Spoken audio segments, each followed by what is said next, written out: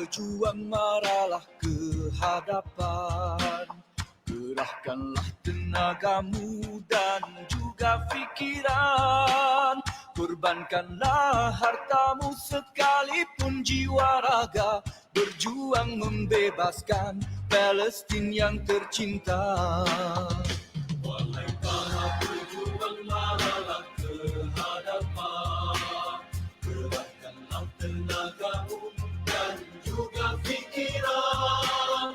Korbankanlah hartamu sekalipun jiwa raga, berjuang membebaskan Palestin yang tercinta.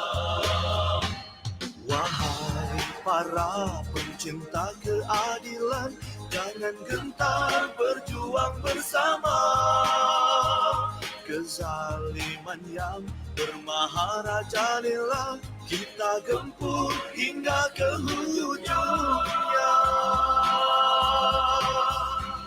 Ayo bersatu demi Palestin, bersama kita berjuang untuk Palestin. Tak kira walau diancam senjata, kerana Allah kita marah.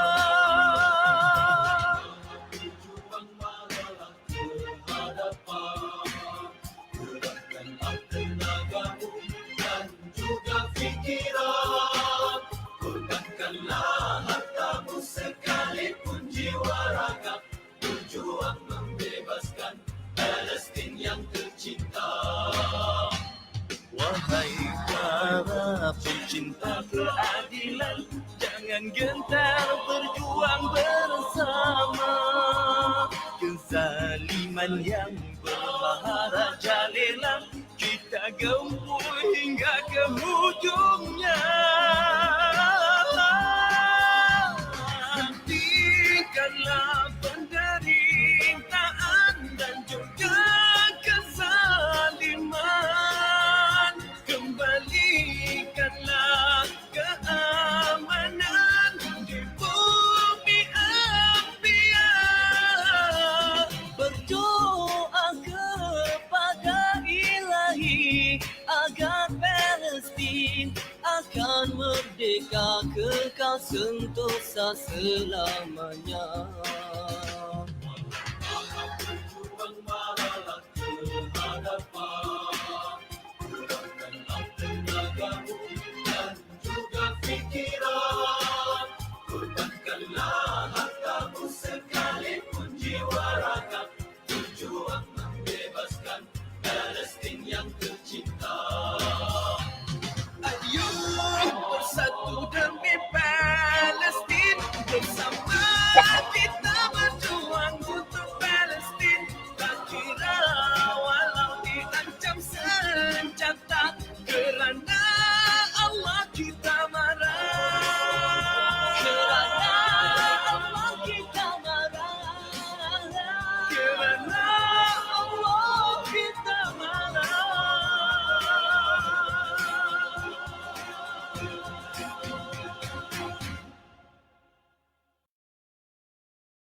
أول كلامي أهدي سلامي على محمد خير الأنام.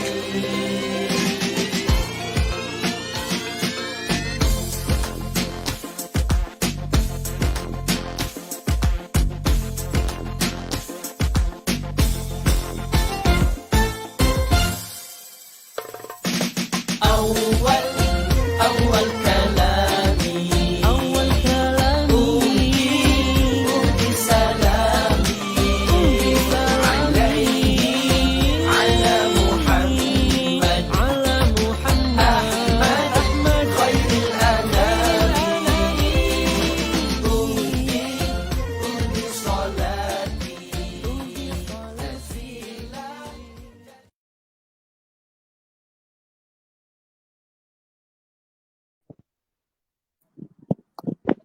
Bismillahirrahmanirrahim. Assalamualaikum warahmatullahi ta'ala wabarakatuh. Alhamdulillah wassalatu ala rasulillah wa ala alihi wa sahbihi wa man wala. Asyhadu an la ilaha illallah wahdahu la syarikalah wa asyhadu anna Muhammadan abduhu wa rasuluh. Allahumma aftah alaina hikmataka wa syur alaina min khazaini rahmatika ya arhamar rahimin. Rabbi syrah lana sudurana wa yassir lana umurana wa khsib lana bi alsinatina yafqahu aqwalana amma ba'du. Alhamdulillah, bersyukur kita kepada Allah Subhanahu wa taala.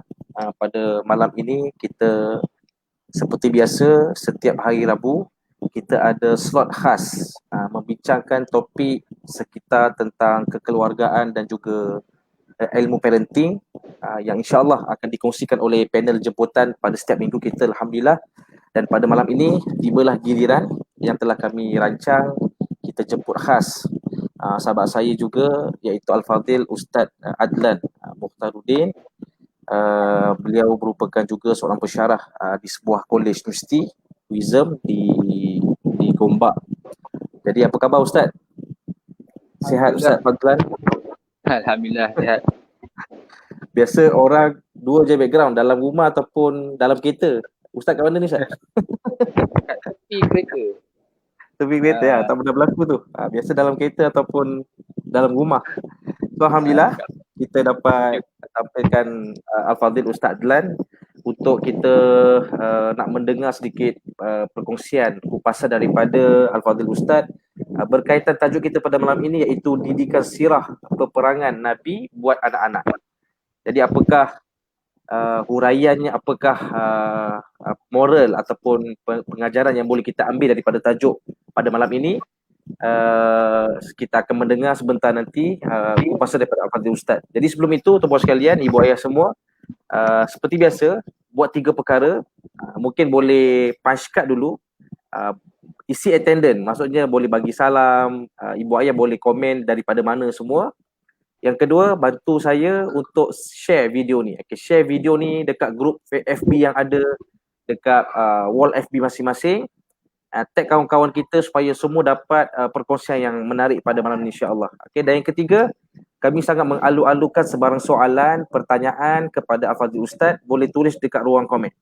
Okey, siapa yang ada nak bertanya soalan, apa pun soalan berkaitan tentang tajuk kita pada malam ini, boleh tulis dekat ruang komen. InsyaAllah nanti kita akan pop upkan soalan tuan-puan sekalian dekat skrin. Okey. Jadi tanpa membuang masa, saat yang saya sendiri dan kita semua nantikan. Jadi Ustaz, sebagai mukadimah, apakah yang boleh Ustaz mulakan tentang tajuk kita pada malam ini? Dengan segala hormatnya, saya mempersilakan Ustaz. A'udzubillahi minasyaitonirrajim. Bismillahirrahmanirrahim. Assalamualaikum warahmatullahi wabarakatuh. Alhamdulillah, wassalatu wassalamu ala Rasulillah wa man tabi'ahu nasarahu wa balah. Amma ba'd. Terima kasih kepada pengurusi yang juga merupakan sahabat saya sejak yang sekali lagi, pada Ustaz Hamdi, sidang penonton dan pendengar yang dirahmati oleh Allah Subhanahu wa taala. Pertama ni saya ingin mengajak untuk kita sama-sama melihat dan merenung Allah Subhanahu wa taala daripada surah Yusuf ayat yang terakhir. Allah Taala berfirman, "Laqad kana fi qasasihim ibratun liulil albab. Ma kana hadisan yuftara, walakin tasdiqal ladzi baina yadayhi wa tafsila kulli syai'in wa hudan wa rahmatan liqaumin yu'minun." Sadaqallahul azim. Dan adalah pada kisah-kisah mereka itu memiliki pengajaran yang bertujuan ataupun bagi mereka yang memiliki akal.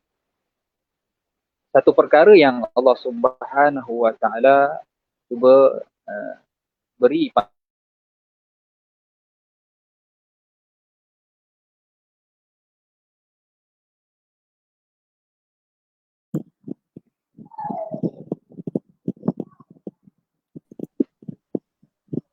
minta maaf, siaran terkendali.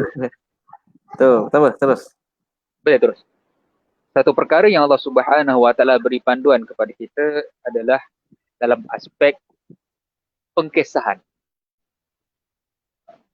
Al-Quran menggunakan pendekatan untuk cerita-cerita lalu, cerita-cerita lepas, termasuklah sirah, dengan perkataan qasas. Satu perkara yang Allah membuktikan bahawa Allah Ta'ala sangat memahami fitrah manusia, iaitu manusia sangat suka kepada cerita. Sebab itu Allah Ta'ala menggunakan pendekatan cerita-cerita lalu dengan perkataan qasas, kisah-kisah. Bukan setakat kanak-kanak, bahkan kita sendiri yang sudah dewasa pun semua secara umumnya sangat-sangat menyukai kepada cerita-cerita. Cuma Allah Subhanahu Wa Ta'ala memberikan satu lagi panduan dalam apa juga cerita-cerita yang kita suka, ada satu cerita yang mesti kita beri perhatian, iaitu kisah para nabi, kisah orang terdahulu, dan sudah tentu kisah Nabi kita Muhammad sallallahu alaihi wasallam sendiri. Apa juga cerita yang disampaikan dengan pendekatan yang kreatif dan menarik, dan ditambah dengan instrumen-instrumen yang bersesuaian, pasti akan menarik minat siapa saja. Cumanya cerita yang kita nak kongsikan pada malam ini melalui tajuk yang saya cuba bincang-bincangkan sahaja. Bukanlah saya seorang yang pakar dalam pendidikan kanak-kanak ataupun bahagian psikologi ke apa, tak. Sekadar berkongsi, moga-moga ada panduan dan perkongsian yang boleh kita manfaatkan secara bersama, iaitu tentang bagaimanakah sirah peperangan untuk anak-anak. Yang pertama, mengapakah cerita itu begitu penting bagi manusia? Yang pertama, kerana ia merupakan cara paling asas untuk manusia berkomunikasi. Kita kenal, lagilah banyak cerita. Kalau kita tak kenal sekalipun, kita akan memulakan bual bicara kita melalui cerita-cerita berdasarkan apa yang berada di persekitaran. Sebab itu kata seorang sarjana sastra, Louis Rosenblatt, dia kata apa? Kita sebenarnya akan memahami diri kita melalui kehidupan, melalui tokoh yang ada dalam cerita kita. Bermaksud, kalaulah kita meminati seseorang tokoh, maka apa juga yang berkait rapat dengan tokoh tersebut akan boleh kita jelmakan dalam kehidupan melalui cara dan mengapa tokoh yang kita lihat, yang kita baca, melakukan tindakan-tindakan yang dikisahkan. Jadi bermaksud memang cerita ini akan memberikan impak yang besar kepada sesiapa sahaja. Sebab itu daripada aspek kepentingan cerita kepada kanak-kanak, sesebuah pengkisahan, sebuah cerita akan membantu kanak-kanak mengembangkan empati dan juga memupuk imajinasi dan pemikiran yang berbeza. Maka ini adalah fungsi cerita kepada kanak-kanak, dan memang Allah Subhanahu Wa Taala sangat-sangat memahami akan tuntutan fitrah ini. Tidak ada sesiapa pun daripada kita yang boleh melakukan. Baik. Boleh Ustaz Amri? Betul. Apabila kita masuk kepada sirah peperangan Nabi, memahami sirah Nabi itu sendiri suatu tuntutan. Melalui sabdaan Nabi SAW, kata Nabi, "Allimu auladakum ala salasati khisalin." Nabi ajarkan kepada anak-anak kamu 3 perkara. Yang pertama, bihubbi nabiyikum wa bihubbi ali baitillah. Kita ajarkan kepada anak-anak kita cinta kepada Nabi, cinta kepada ahli keluarga Nabi, dan baca Al-Quran. Bermaksud nak cinta kepada Nabi bagaimana? Antaranya adalah dengan kita mengajar kepada anak-anak akan sirah Nabi Muhammad sallallahu alaihi wasallam. Cuma kadang-kadang mungkin kita akan tertanya-tanya bila nak baca sirah Nabi ni, kita nak mula daripada mana?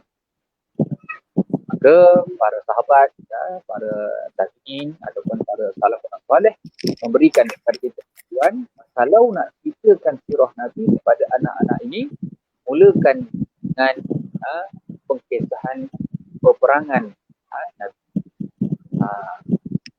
Dan benda ini disebutkan oleh beberapa tokoh. Antaranya kata Ali bin Hasan. Katanya, dan ucapan ini juga sama dengan seorang lagi ahli keluarga Nabi, iaitu Zainal Abidin bin Ali bin Husain. Juga dikatakan menyebut ucapan yang sama ataupun lebih kurang sama. Katanya, kunna nu'allamu maghaziyan Nabi sallallahu alaihi wasallam kama nu'allamu suratan minal Quran. Kami ini diajar, kami mempelajari sirah peperangan Nabi bagaimana kami diajarkan satu surah daripada Al-Quran. Daripada ucapan ini membawa maksud pentingnya sirah peperangan Nabi ini disamakan dengan silibus pengajian Al-Quran. Biasanya kita hantar anak-anak kita ngaji Quran. Kita tak pernah hantar anak kita kelas sirah. Rupa-rupanya para sahabat, para tabi'in, daripada mereka mengajarkan kepada anak mereka Al-Quran, juga dalam masa yang sama mereka mengambil berat tentang pendidikan sirah. Bahkan sirah itu pula diajarkan kepada anak-anak dimulakan dengan sirah peperangan Nabi sallallahu alaihi wasallam. Dan benda ini Ustaz Adlan, sirah Nabi tu kita faham kenapa mula dengan perang bukan dengan Nabi lahir, Nabi membesar. Kenapa perang? Baik. Satu lagi ucapan daripada Muhammad bin Sa'ad bin Abi Waqqas, keturunan keluarga Sa'ad. Dia kata apa? Kana abi yu'allimuna maghaziya Rasulillah wa saraya. Ayah kami mesti kalau nak ajar sirah Nabi ni mesti akan mula dengan sirah peperangan Nabi. Kalau kita lihat Ustaz Amri secara realistik, kalau tanya kepada anak-anak, tanya anak Ustaz Amri, dalam banyak-banyak cerita-cerita yang ada, cerita apa dia paling suka? Antara cerita yang anak Ustaz Amri suka cerita apa? Cerita Nabi-Nabi ya. Cerita Nabi-Nabi. Lebih khusus kita akan lihat sebenarnya anak-anak akan lebih mudah terpengaruh dengan cerita-cerita Adiwira. Tak? Oh, macam tu. Ya, betul. Cerita-cerita nama tu action, bermaksud Boy, lawan-lawan lah. Boy lawan-lawan. Ustaz Adlan boleh tinggi sikit mic. Dari sini kita dapat satu gambaran bahawa kenapa secara logiknya para sahabat ataupun tabi'in mereka memulakan, kalau nak cerita sirah Nabi ni akan cerita dengan sirah peperangan, kerana kanak-kanak itu sendiri secara fitrahnya mereka suka kepada benda-benda yang sebegitu, benda-benda yang kalau kita kata hari ni cerita-cerita aksi, cerita-cerita lawan-lawan, cerita-cerita yang memberikan kepada mereka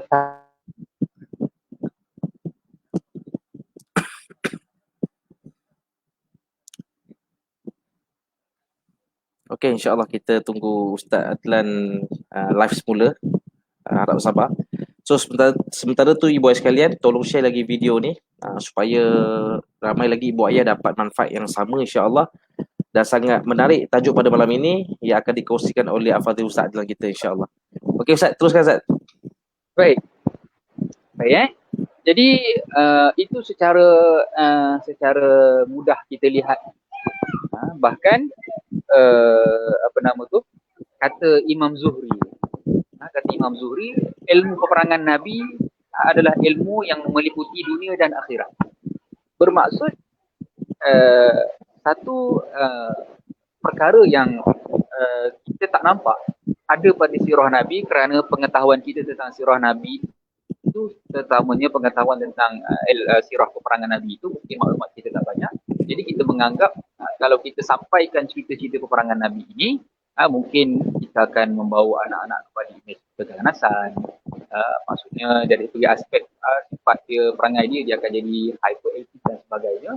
Walhal benda itu memang ada disebutkan oleh beberapa tokoh-tokoh dalam ilmu pendidikan. Mereka mengatakan anak-anak yang seringkali terdedah kepada cerita-cerita Adiwira menyebabkan akan memberi kesan kepada perilaku mereka kasar, mungkin sampai peringkat ganas dan sebagainya. Tetapi sebenarnya kalau dilihat daripada aspek peperangan Nabi, apakah yang nak ditekankan dalam cerita peperangan Nabi itu bukan semata-mata cerita lawan, bunuh, pukul, mati, tak. Bukan itu.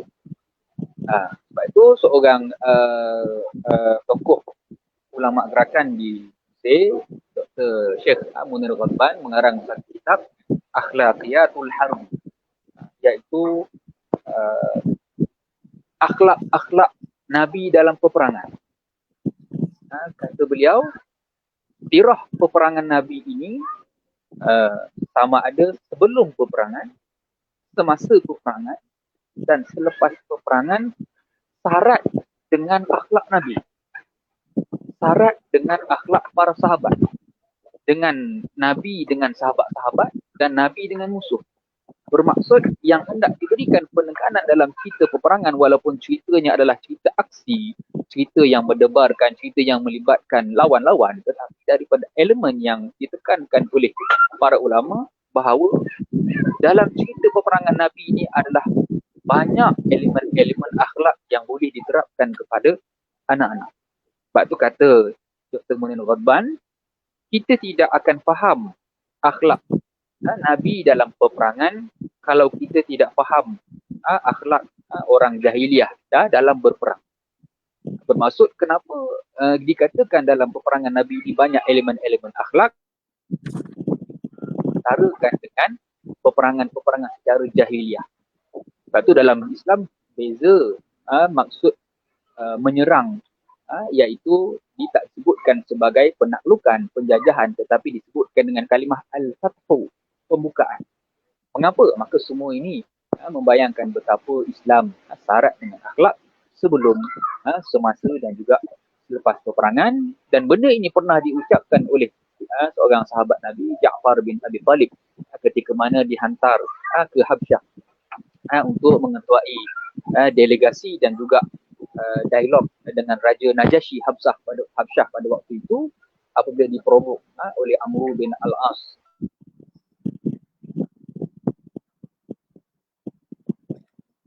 Okey, terputus lagi sekali.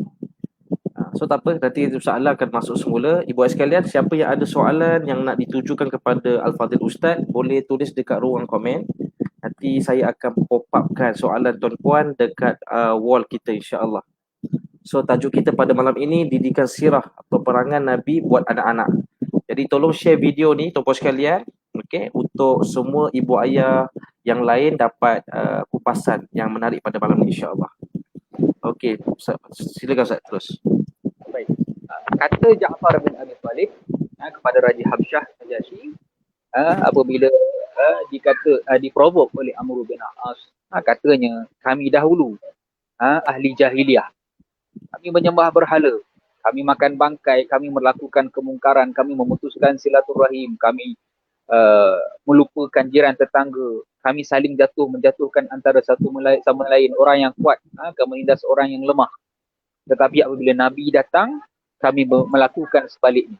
Kami menyembah Allah, kami menghormati jiran, kami menguatkan hubungan silaturahim dan macam-macam lagi kebaikan-kebaikan yang dibawakan kepada kami. Sebab itu aspek ini sangat-sangat penting untuk dijelaskan kepada anak-anak sejak daripada mereka kecil, terutamanya mengenai baginda kita Nabi Muhammad sallallahu alaihi wasallam. Saya juga sama macam Ustaz Amri, apabila membaca ucapan-ucapan daripada tabi'in, bahkan daripada ada yang mengatakan Sa'ad bin Abi Waqqas sendiri pernah menyebutkan ucapan yang sama. Memang kami akan ajarkan kepada anak-anak kisah peperangan Nabi. Kita akan ada tanya-tanya, kenapa nak kena ajar sirah peperangan Nabi? Perang ni kan benda yang gambarannya tak elok. Bila kita teliti ucapan-ucapan para ulama, kita akan dapati bahkan selayaknya kita perlu menceritakan kepada anak-anak kita. Kalau kita tak tahu nak mulakan daripada mana, mulakan dengan kekisahan peperangan Nabi. Sebab secara logik pula, kalau kita kata kenapa tak cerita ahli keluarga Nabi, kenapa tak cerita benda-benda yang lain, hanya diri sendirilah kan. Kita kalau budak-budak dengan cerita yang klise, dengan cerita benda yang statik, yang tak ada tone tinggi, tak ada climax, bosan ke menarik kan? Kita boleh tahu kan. Betul. Jadi, Setuju. betul kan? Itu Anak pun kenapa baru Ana pun baru terfikir point tu. Memang tak pernah dengar kupasan macam ni. Ustaz Lan nak mencelah sikit. Ada soalan daripada penonton kita, Akhukum Nur. Akhukum Nur. Assalamualaikum Ustaz. Perbetulan Ustaz buka tentang sirah Nabi bab peperangan. Terlintas soalan di fikiran saya. Antaranya, ada tak dalam mana-mana sirah Nabi bunuh musuh? Kalau ada, mohon share pada kami. Terima kasih Ustaz. ini untuk sirah orang tua dia tu. Yang tanya tu Ustaz tu. Samanya saya tak jawab panjang lah. Cuma secara mudahnya saya rasa benda ni mufti inilah mantan mufti Dr. Zulkifli Al-Bakri ada jawab dalam web dia tentang persoalan tersebut. Persoalan tersebut memang ada dikumpulkan. Saya rasa boleh cari kat sana kot. Itu orang selayaknya kot jawapan yang saya rasa detail. Boleh lihat di sana memang ada disebutkan. Kata kalau Google tu jumpa memang mufti wilayah yang lepas ada sebutkan secara detail tentang topik tersebut. Yelah, benda tu pun kita kalau dari segi realiti kita tanya juga, Nabi berperang, Nabi ada bunuh orang tak? Dan kalau ada bunuh orang dalam peperangan tu macam mana? Jadi saya rasa benda tu boleh dicek. Ustaz Lan, kalau saya okey.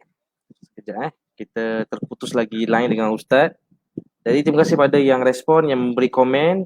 Kepada ibu ayah yang ingin tanyakan soalan lagi tentang tajuk pada malam ini, boleh tulis dekat ruang komen. Nanti saya akan pop upkan soalan tuan-puan dekat skrin. Dan tolong share video ni supaya kita dapat sebarluaskan ilmu parenting ni pada kawan-kawan kita yang lain, insya-Allah. Mungkin saya nak adjust sikit Ustaz, soalan tadi tu. Okay. Rata-rata mak ayah bahasa mudah fahamnya tidak ada masa yang banyak untuk spend time bercerita. Maka mereka menggunakan pendekatan memasang YouTube ataupun video yang sedia ada. Satu. Yang kedua, mak ayah bukan tak tahu nak cerita tentang Nabi-Nabi ataupun Nabi Muhammad secara tentang peperangannya. Cuma dalam YouTube, dalam video yang ada, lebih berkisar tentang sejarah hidup Nabi tu. Dia tak ada pasal spesifik perang. Jadi kadang-kadang macam mana kita nak cerita pada anak yang tidak nampak ilmiah ataupun fakta yang berat, tetapi itulah pendekatan yang terbaik. Sebab kita kurang sumber Ustaz. Mamun respon Ustaz apa? Baik, faham. Okay, kita masuk kepada elemen seterusnya. Tadi kita ceritakan tentang kepentingan sirah. Kemudian kita masuk pula kepada kepentingan sirah peperangan Nabi. Kita nak pergi pula kepada praktikal. Macam mana mak ayah nak sampaikan kisah peperangan Nabi ini kepada anak-anak. Lepas tu kata Syekh Ali Tontowi, katanya pertama wajib bagi setiap ketua keluarga untuk memiliki di rumahnya buku sirah Nabi. Ini kata Syekh Ali Tontowi. Pertama bagi buku ada dulu. Sebelum nak cerita pasal Nabi, pertama buku sirah ada tak kat rumah? Benda kena check dulu. Selain daripada Quran, tafsir, hadis yang ada tu, kitab sirah ada tak kat rumah? Kadang-kadang pergi kepada soalan basic. Kita kata kita sayang Nabi, kita cinta kepada Nabi, cek-cek kat rumah buku sirah satu pun tak ada. Sirah pun tak ada. Fail tu. Dan barulah pergi kepada step yang kedua, membacanya selalu. Seorang ayah belum nak sampaikan cerita sirah kepada anak-anak, ayah kena baca dulu. Mak ayah baca tak sirah Nabi. Bahkan dikatakan apa? Barulah pergi kepada step yang seterusnya, dibacakan kepada ahli keluarga dan juga anak-anak. Bahkan sampai peringkat dicanangkan oleh Syekh Ali Tontowi, dijadikan dalam sehari satu masa untuk kita kenal Nabi. Bermaksud memang kena spend satu masa dalam 24 jam. Tak kira lah masa yang kita lapang, kena ada masa untuk baca sirah Nabi secara personal ataupun secara bacaan beramai-ramai dalam kalangan keluarga. Kerana apa? Daripada situ barulah kita menjadi titik tolak. Kata Syekh Ali Tontowi, daripada situ bila kenal Nabi dia menjadi titik tolak untuk kita belajar fiqh, bahkan untuk kita belajar hadis, untuk kita belajar tafsir dan sebagainya, supaya akhirnya kita nampak inilah contoh ikutan yang terbaik. Baik. Kemudian kita pergi kepada daripada realiti hari ini. Macam mana dengan kesibukan masa, dengan pengetahuan, bahkan dengan sumber maklumat yang terbatas terhadap sirah Nabi. Baik. Jadi sebab itu malam ni saya tunggu kepada tuan-tuan, sidang penonton, Ensiklopedia Peperangan Rasulullah.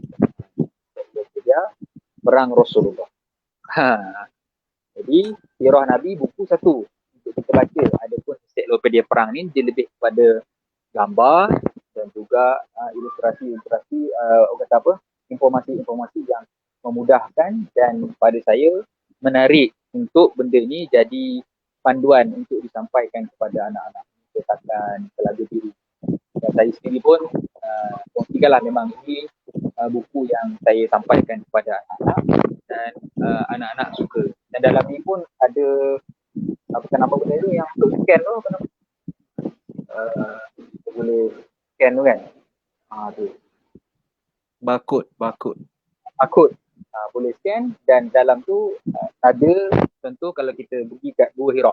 Maka kalau kita scan dekat bab chapter Gua Hira tu akan keluar dalam YouTube kuliah penulis bukan penulis lah, apa nama, Dr. Zahazan bagi tahu kat Gua Hira. Jadi itu juga menjadi nilai tambah kita mengetahui dengan lebih baik. Dan bila banyak gambar, budak-budak suka. Kadang-kadang kalau kita tak ceritakan kepada dia pun, dia pula yang akan buka. Dua benda yang kita kena tahu. Yang pertama dari segi aspek pembacaan dan yang kedua daripada aspek nilai tambah video. Biasanya bila kita tidak ada tempat masa untuk baca, kita akan suka tayangkan video. Tapi daripada aspek realitinya, kalaulah ada pun video-video di media ataupun di YouTube tentang sirah Nabi, yang pertama sudah tentu grafik dan kualitinya tidak akan boleh menyamai cerita-cerita dongeng yang lain. Cerita boboiboy ataupun kartun-kartun Ultraman ke apa semua tu kan. Sebab dia cerita betul. Dia tak sama macam cerita dongeng. Itu cabaran dia. Bermaksud untuk kita mengenengahkan kefahaman tentang sirah Nabi kepada anak-anak, maklumat-maklumat tambahan itu dia hanya sebagai nilai tambah. Tetap keutamaannya adalah penceritaan daripada mulut kita. Bermaksud bonding time daripada mak ayah, terutamanya ayah.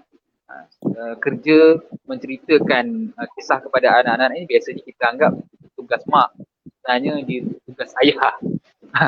Penceritaan ayah adalah akan lebih baik dan akan menjadikan anak-anak akan lebih dekat dengan ayah-ayah. Jadi bermaksud kita tak nafikan sumber-sumber maklumat, kalau ada pun dia tidaklah semenarik cerita-cerita dongeng yang ada di depan mata kita. Sebab itu hendaklah kita mengutamakan kefahaman tersebut berdasarkan bahan gambar. Dan sebenarnya bila Allah Ta'ala kata penceritaan itu adalah fitrah manusia, kok mana pun realitinya anak-anak dia akan lebih suka dengar kita cerita daripada mereka tengok YouTube. Cuma tengok YouTube ni dah jadi trend.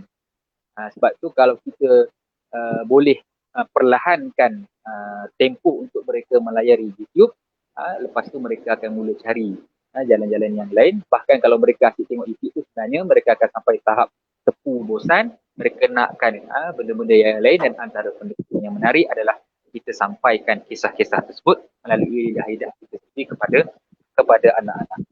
Cuma daripada aspek masa tersebut saya tak nafi, kok mana pun kalaulah kita sayangkan generasi anak-anak kita membesar dengan baik, kalaulah kita boleh korbankan masa kita untuk mencari nafkah yang berbentuk material kewangan untuk anak-anak, nak tak nak kita juga mesti bersedia untuk korbankan masa kita untuk spend penceritaan kisah Nabi. Dan hikmah PKP yang paling besar yang saya boleh lihat yang berlaku depan mata apabila anak-anak tidak boleh hadir ke sekolah dan lebih kurang hampir 3 ke 4 bulan di rumah, dan ketika itu barulah kita akan tahu mak ayah perlu mengambil peranan yang sangat besar bahawa didikan itu tidak bermula di sekolah, sebaliknya didikan itu bermula di rumah dan dengan tangan daripada ibu ayah sendiri. Dan di antara ruang yang boleh diisi, bahkan walaupun dah buka sekolah pun, tetap ibu ayah tidak boleh melepaskan tanggungjawab didikan itu kepada guru-guru, bahkan guru yang paling aula untuk dijadikan role model kepada anak-anak itu adalah ibu ayah, terutamanya ayah. Sebab itu disebutkan oleh Syekh Ali Tontowi, apabila ayah baca kisah Nabi bermaksud inspirasi untuk mencontohi Nabi itu adalah pada ayah itu terlebih dahulu, bukan kepada anak-anak, maka anak-anak akan melihat contoh itu datang daripada ayah. Tak nafilah hari ini macam-macam benda-benda yang sukar untuk dilaksanakan, tetapi usaha tu ini sekarang ataupun sejak daripada awal untuk kita mula memahami tanggungjawab, memahami sirah Nabi itu daripada kita, ayah terlebih dahulu, barulah dipertanggungjawabkan kepada anak-anak. Sebab tu kata Dr. Tanya satu soalan. Ya. Okey, bila kita bercerita tu, supaya tidak lari mesej utama ataupun anak salah faham daripada sirah perang tu. Contohnya, adakah kita tumpu semata-mata akhlak Nabi ataupun boleh kita kaitkan contoh macam isu akhir zaman, gejala ajaran-ajaran ideologi zaman sekarang, masalah sosial remaja zaman sekarang, kita macam compare dengan sirah Nabi. Benda tu adakah terlalu ekstrim, terlalu besar untuk anak-anak, untuk remaja kita ataupun macam mana? Kalau kita lihat daripada aspek pendidikan untuk anak-anak ni, setakat pengetahuan saya, benda paling basic untuk mak ayah tahu untuk mendidik anak adalah kenali watak-watak anak-anak terlebih dahulu. Bermaksud ayah, ibu kenal watak anak-anak. Boleh cek lah macam mana kita nak cek perwatakan anak-anak itu. Anak-anak ada watak masing-masing. Jadi bila kita dah mula kenal watak anak-anak, dari situ kita akan ada sedikit panduan bagaimana untuk kita memulakan topik cerita untuk masuk kepada sirah Nabi. Dan apabila kita sudah masuk kepada cerita, maka daripada situ pula kita kena tahu anak-anak ini mereka ada macam-macam imajinasi. Dan imajinasi itu adalah poin paling penting kerana daripada situ mereka belajar. Anak-anak bermula belajar dengan imajinasi. Bahkan ada pandangan yang menyebutkan imajinasi anak-anak itu boleh dikatakan sampai peringkat boleh menjadi Tuhan mereka. Sebagai contoh, kalau anak-anak suka tengok cerita Ultraman, mereka akan sampai peringkat menganggap kalau Tuhan itu kuat semacam Ultraman. Kalau anak-anak suka tengok cerita-cerita yang lain tu, mereka bersampai kepada imajinasi anak-anak. Jadi sebab itu ayah perlu beri bimbing.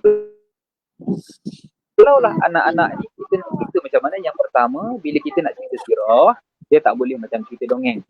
Mesti mengutamakan fakta, mesti mengutamakan sumber cerita tersebut. Satu. Cuma bila cerita sirah kepada anak-anak, dia tidaklah terlalu strict. Bermaksud mesti meraihkan imajinasi anak-anak. Sebab tu cerita untuk anak-anak yang paling baik bukan cerita yang banyak tulisan, tapi cerita yang banyak gambar.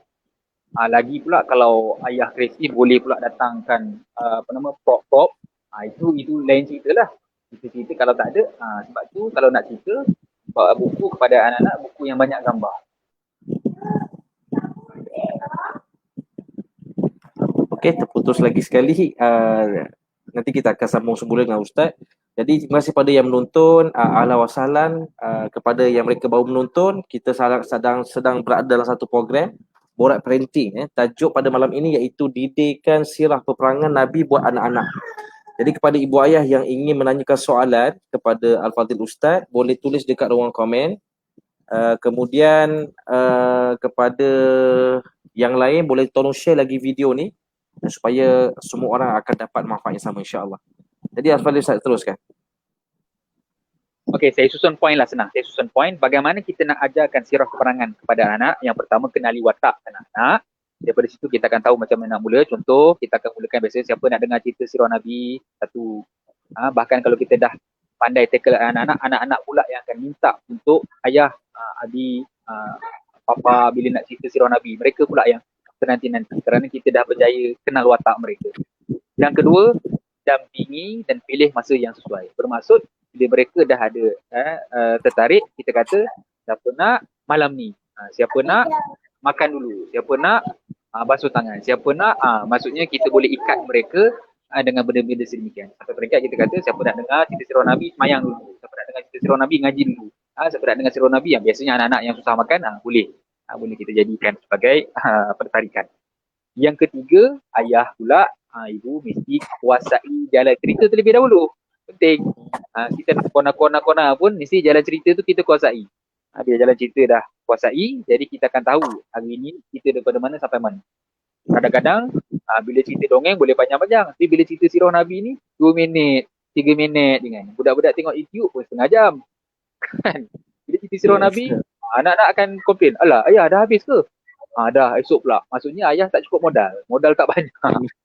Tak banyak, tak ada point.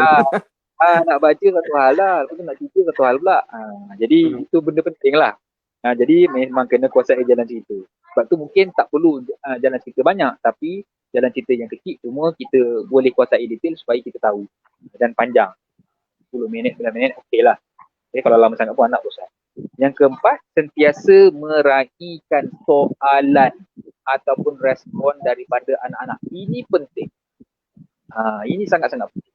So bila anak tanya luar konteks daripada isu yang kita nak bawa, jangan marah, jangan kencing, jangan herdik, jangan pukul lagi lah kan. Bermaksud raikan apa juga imajinasi mereka, ambil. Bahkan kalau mereka cerita, suruh mereka tambah lagi apa yang dia tahu, apa yang dibayangkan. Kenapa? Itu sangat-sangat penting. Jangan sekat imajinasi anak-anak keluar daripada konteks. Cuma kalau ada point yang clash, cikgu kat sekolah sirah macam ni, kita mak ayah sirah macam tu. So mana yang patut kita yakinkan anak kita tu? Oh, baik. Yang pertama, kalau berbeza penceritaan kita dengan guru, tanggungjawab ayah jangan jangan menghilangkan kepercayaan anak pada guru. Satu, penting. Takut nanti berlaku clash pula. Cikgu tipu, cikgu tak percaya, jangan. Pertama, tangkap dulu point kat mana. Maksudnya, cikgu cerita macam tu ke? Tapi yang ayah punya cerita macam ni. Nanti biar kita pula yang berhubung dengan cikgu tersebut secara direct. Kalau kita salah, kita ngaku salah lah. Kalau cikgu saya salah, maka kita pula yang pergi betulkan. Nanti biar anak tu pula dengar cerita daripada cikgu balik. Itu lagi baik. Itu lagi baik. Supaya akhirnya dia akan terus menerus minat untuk sirah itu daripada kita dan juga daripada guru. Jadi jangan kita pula yang menghilangkan kepercayaan anak kepada guru. Kerana anak ni kalau di antara guru dengan ayah, walaupun biasanya dia akan pergi kepada guru, tapi sebenarnya daripada satu aspek yang lain, kalau betul-betul bonding kita baik, anak akan menjadikan superhero yang paling besar adalah ayah. Jadi sentiasa raikan soalan mereka, respon mereka kena raih. Bahkan respon mereka.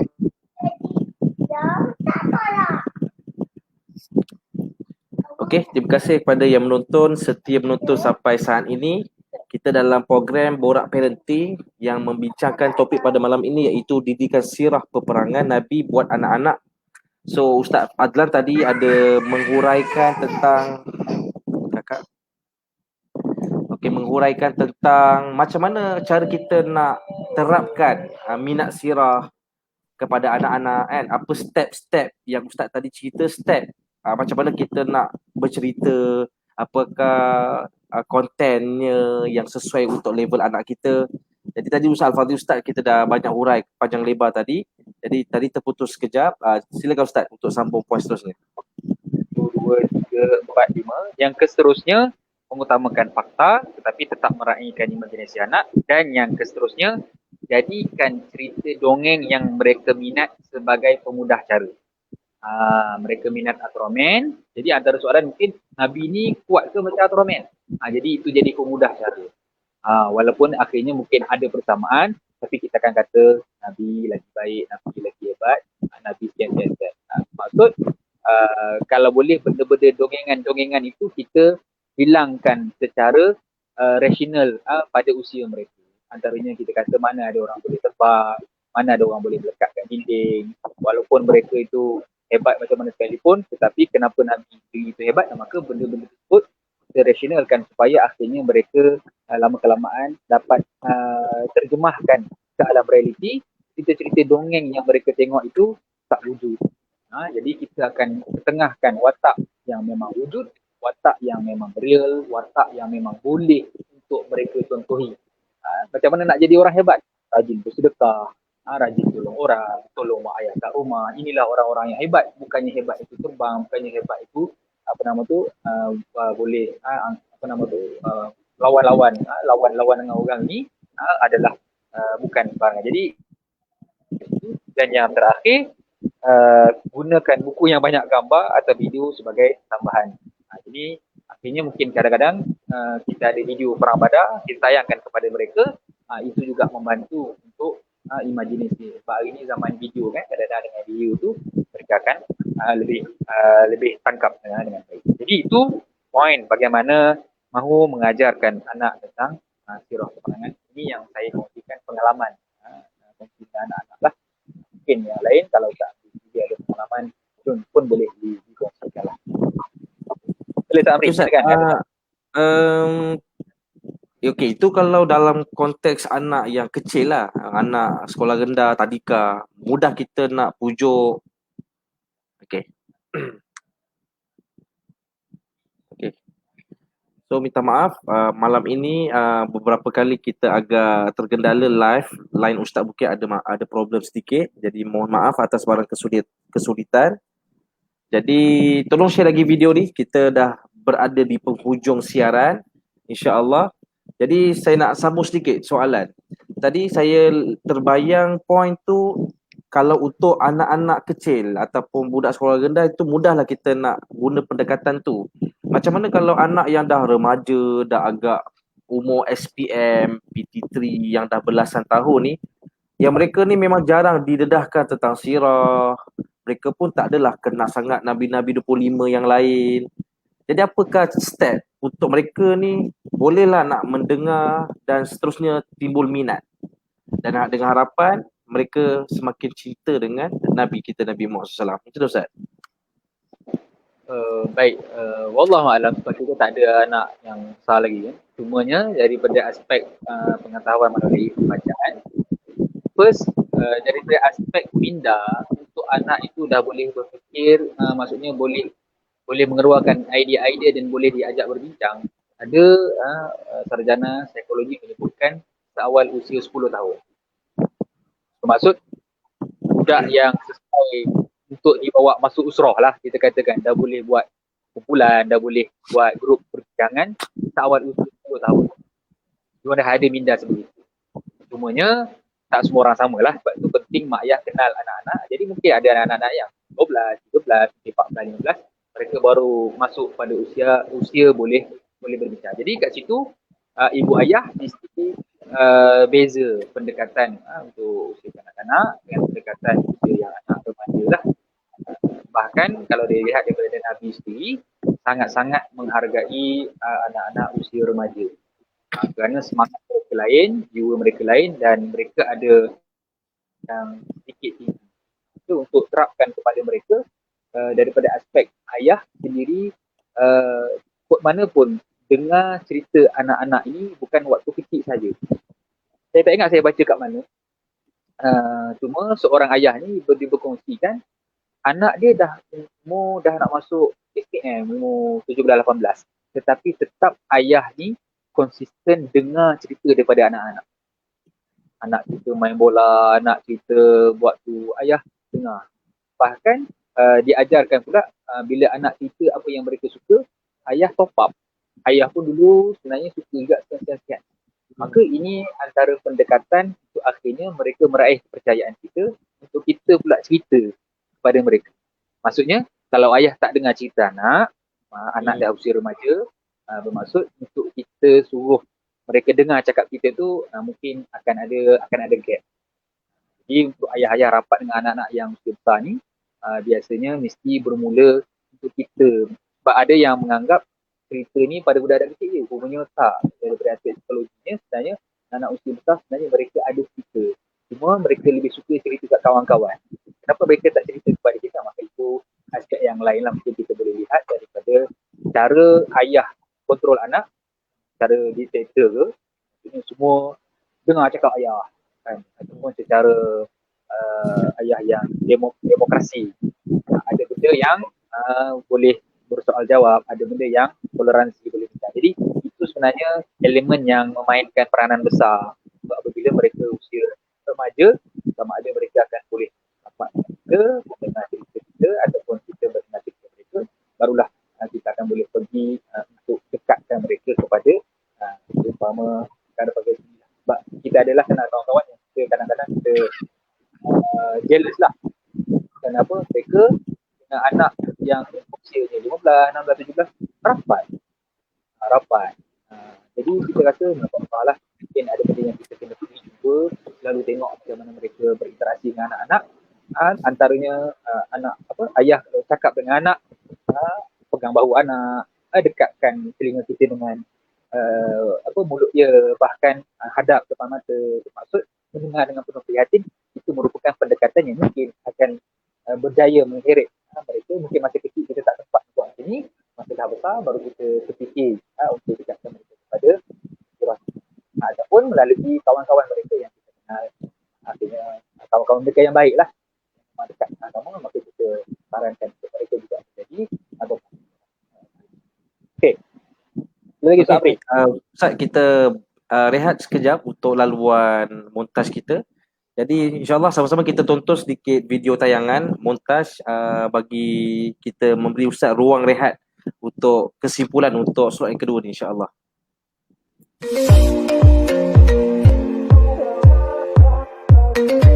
Syakirin ini terbina daripada tahun 2001 sehingga kini kami mempunyai 3 cawangan. Pertama adalah daripada Taman Ceras Utama, dan yang kedua berada di Alam Damai, dan yang ketiga adalah Bandar Sri Putra bertempat di Kajang, Selangor.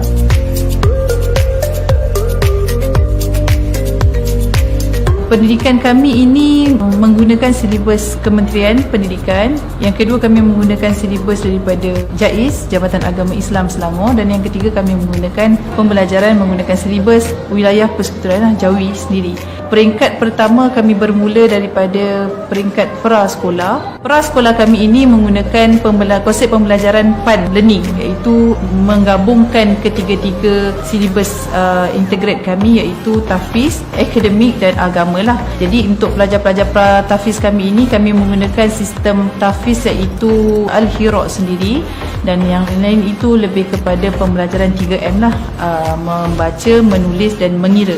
Kami menerapkan untuk sekolah rendah lebih kepada 2 konsep pembelajaran lah, iaitu daripada sudut akademik dan pentarbiahan pelajar itu sendiri. Kokurikulum kami tidak tinggalkan. Kokurikulum kami menggabungkan semua pembelajaran yang ada dalam silibus kementerian, iaitu kokurikulum daripada unit beruniform. Yang kedua, kami menggunakan kelab yang ada sukan, dan yang ketiga kami buat tambahan kepada usrah sendirilah, yang mana pelajar ini bukan setakat kami nak fokus kepada akademik, tetapi kami lebih kepada pentarbiahan pelajar juga.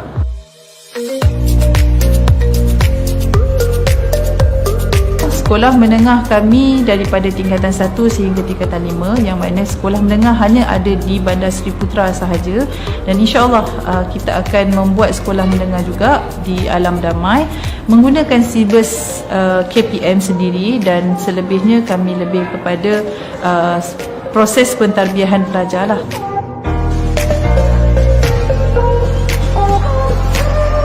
Kami juga mempunyai asrama yang memudahkan kepada orang luar. Konsep asrama kami adalah asrama yang menerapkan semua sistem pembelajaran juga di sekolah, dan mereka akan bawa di asrama lah. Sebagai contoh, pelajar pada asrama ini ada aktiviti dalam pentarbiahan seperti membaca kitab, aktiviti luar seperti taekwondo. Pelajar-pelajar ini diberi ruang kebebasan untuk belajar apa sahaja yang Asyakirin sediakan.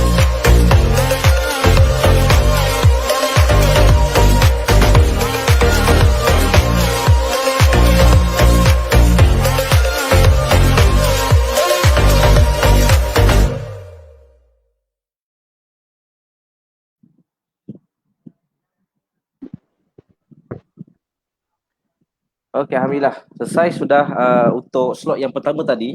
Ustaz dah hurai secara sangat padat, sangat simple, sangat mudah untuk kita fahami. Jadi Ustaz, untuk kesimpulan akhirnya, apakah yang boleh Ustaz rumuskan tentang tajuk kita pada malam ini, dan sedikit nasihat tentang tajuk kita kepada ibu ayah yang menonton, insya-Allah. Silakan Ustaz. Baik, teman-teman, terima kasih saya ucapkan kepada pihak Syakirin, terutama kepada Ustaz Amri di atas jemputan program ini, dan saya pun sendiri mengalu-alukanlah kepada penonton, pendengar, ibu-ibu dan ayah-ayah untuk terus menumpanglah kepada pihak penganjur yang sangat komited dalam program untuk pembangunan atau kita kata parenting skills dan macam-macam lagi usaha pendidikan demi generasi anak-anak pada masa mendatang, insya-Allah. Baik, sebagai kesimpulan, beberapa perkara yang saya nak sentuh juga. Yang pertamanya, adakah salah untuk ibu ayah tayangkan cerita-cerita dongeng kepada anak-anak? Secara asasnya tak salah. Kerana pengajaran ini boleh jadi dalam bermacam-macam sumber. Boleh jadi cerita dongeng pun banyak pengajarannya. Cuma mestilah ibu ayah awal. Itu yang lagi penting. Sebab itu mengapa kita datangkan tentang topik sirah peperangan Nabi itu adalah untuk kita mengawal minat mereka ataupun ketagihan, sama ada ketagihan ataupun minat mereka kepada cerita-cerita dongeng, supaya kita tidak mahu cerita dongeng itu tak ada ending. Ending dia adalah kita mahu mereka kenal Nabi. Endingnya adalah kita mahu mereka sayang kepada agama, sukakan kepada kebaikan, dan ketaatan itu, kebaikan itu adalah bermaksud kebaikan secara manusiawi dan juga kebaikan secara perhambaan kita kepada Allah Subhanahu Wa Taala. Kita mahu anak kita jadi baik pada kacamata manusia, dan sudah tentu kita mahu mereka baik pada kacamata Allah Subhanahu Wa Taala. Jadi seimbangkan di antara kisah-kisah dongeng, susun dan dorongkan untuk akhirnya mereka dekat dan menyukai topik-topik tentang agama, termasuk yang dimulakan dengan perpisahan Nabi melalui cerita peperangan. Yang kedua,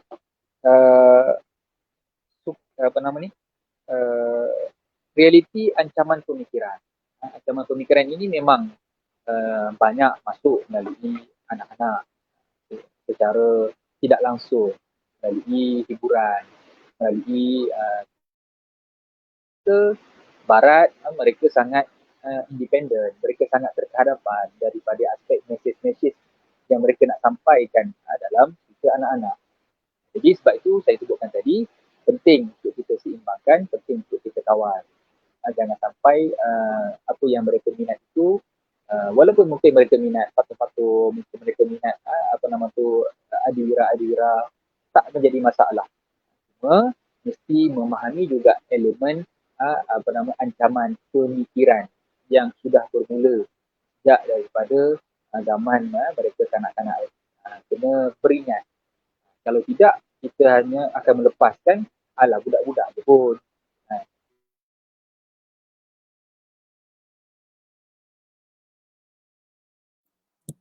Okey, minta maaf terputus lagi.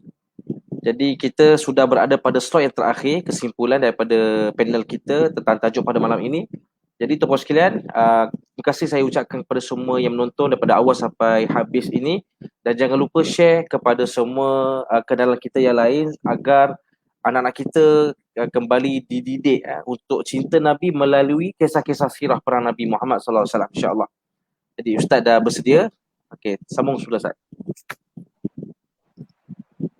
Kita tidak mahu menjadi ibu ayah yang membiarkan anak-anak tanpa ada guideline, tanpa ada batasan. Kita biarlah. Akhirnya bila sampai masa kita dah tak sempat. Sedangkan kita boleh susun daripada awal. Mungkin kita tidak bolehlah strict sampai kita nak mereka minat apa yang kita minat. Taklah sampai tertentu.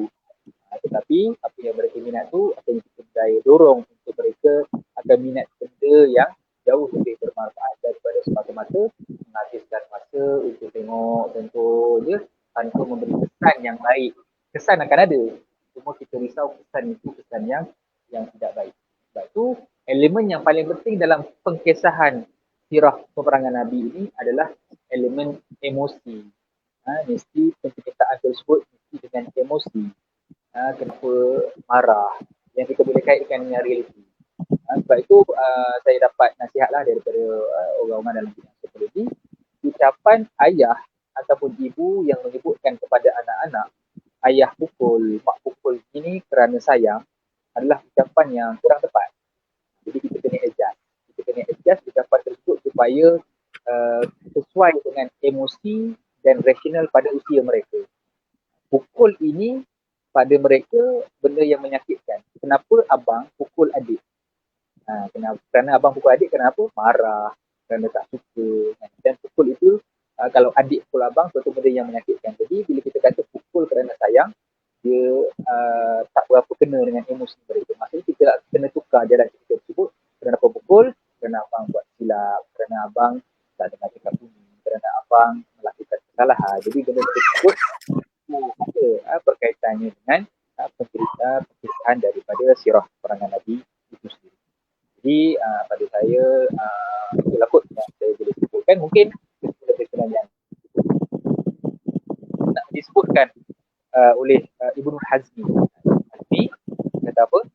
Kalaulah tidak ada mukjizat lain, kalaulah Nabi ni tak ada mukjizat Al-Quran, Nabi ni tak ada mukjizat Isra Mi'raj, cukuplah dengan sirah Nabi itu sebagai mukjizat. Jadi bermaksud tidak boleh menambah dengan tentang sirah Nabi itu secara umum, dan secara khususnya adalah satu sirah peperangan Nabi yang boleh kita katakan ada ulama yang menyeraikan. Contoh dalam ensiklopedia ini menyeraikan seluruh peperangan Nabi sebanyak 84 siri peperangan. Sama ada peperangan yang Nabi sertai atau peperangan yang Nabi tak sertai, seluruh peperangan itu termasuklah Fathu Mekah, jumlah keseluruhannya